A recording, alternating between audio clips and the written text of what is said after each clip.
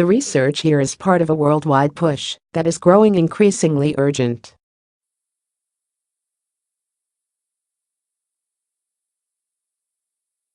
After decades of accumulating damage, followed by a huge die-off in 2015 and 2016, some scientists say they believe half the coral reefs that existed in the early 20th century are gone.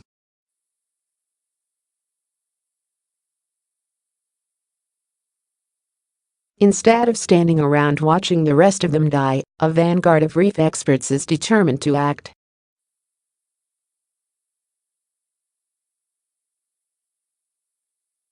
In Florida, they are pioneering techniques that may allow the rapid re-establishment of reefs killed by heat stress.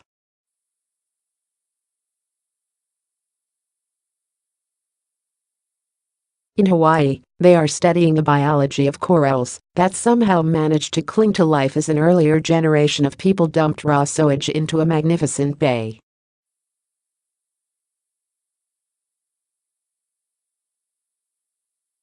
In the Caribbean, countries are banding together to create a genetic storage bank for corals, a backup plan if today's reefs all die.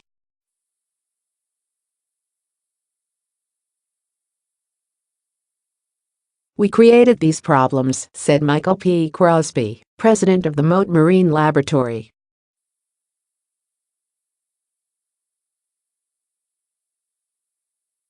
"We have to get actively involved in helping the corals come back." Yet this new push to aid the world's reefs comes with its own risks and with many questions.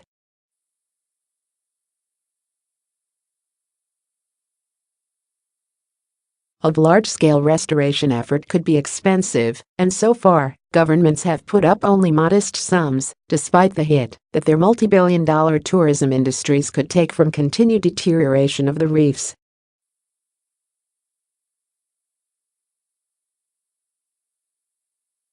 Private philanthropists, including Paul G. Allen, the co-founder of Microsoft, are paying for much of the early work, spending millions.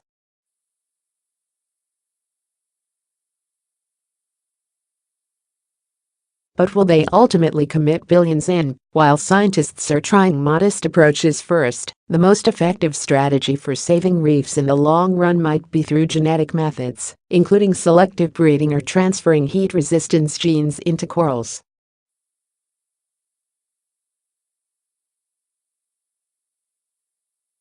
That type of thing has been done for crops, but would it be ethical to do it in the wild? How do you decide what interventions are right and when to intervene? Said Madeline Van Oppen, a professor of marine biology at the University of Melbourne who is leading the experiments in Australia, aiming at what she calls the assisted evolution of coral reefs.